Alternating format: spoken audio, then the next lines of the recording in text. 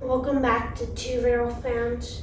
We've been hard at work on the layout, have a lot of progress to show today, and we're going to run a train around this inner main loop for the first time, so stay tuned.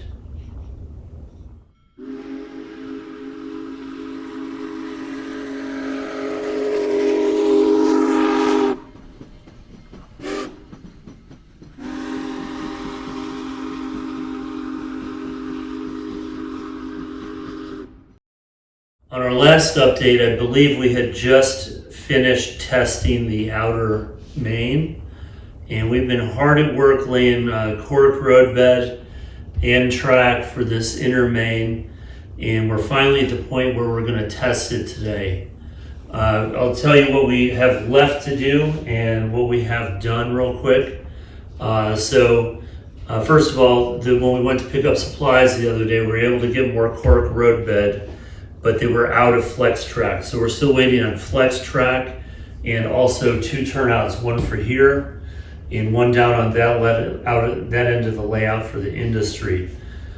So the only cork roadbed that we don't have down is missing a piece here between the turnouts for the industries at the end. Everything else is glued down. This upper level industry siding is glued down. The track is, we're not gluing down turnouts, but we're gluing down everything else. So for example, in front of David here, this turnout, this is not glued down, but of course there's 3 pieces of track around it that are glued down. So yeah, it's not really moving around, and that way, you know, this is going to be a forever layout. When we move on from this in, a couple of years, we'll be able to save these turnouts without much issue. So that's all glued down. I think we did a decent job getting these tracks to lay the way we wanted them with the shape we wanted. Got this crossover done here. None of the turnouts are powered at this point. Let's see what else here. So none of this in the yard, which first of all, we're still missing flex track here. None of this is glued down. Obviously we're missing. This section is still not glued down, and as a matter of fact, after we test this inner main line here, this is just a temporary power point. I'm removing this and I'm going to put it on this outer main for the time being so we can run trains there. This is just a temporary DC setup. So everything else is glued down. I think we got everything shaped and laid out the way we wanted to. I think our straights look fairly straight. Yeah. So don't look too closely. You might see something, but so our next step, we did order a DC system. I'm not going to say which, or DCC system.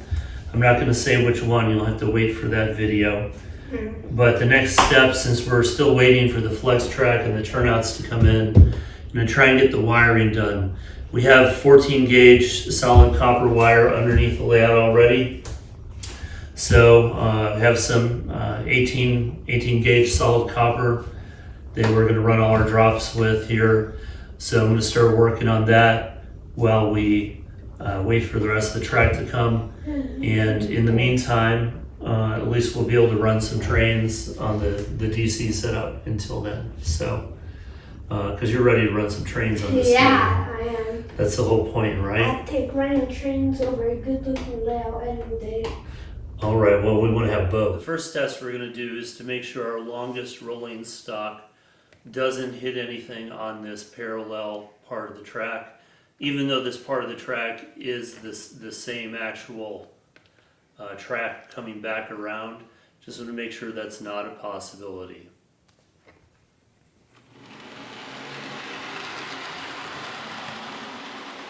So far, so good. The second test we're going to do is drive all the way around this inner main, and I'm just going to have David drive it slowly one time, and then we will drive full speed the second time just to make sure we don't have any track issues. Go ahead, David.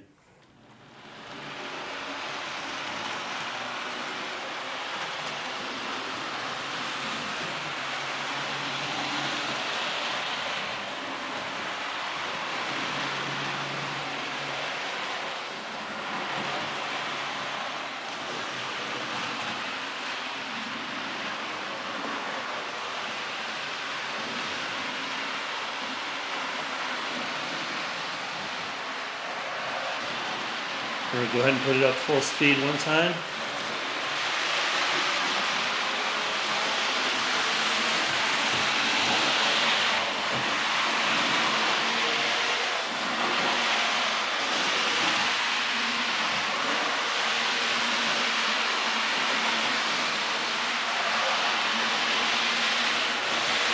All right, I would say the track's in good shape. Till next time. Signing off.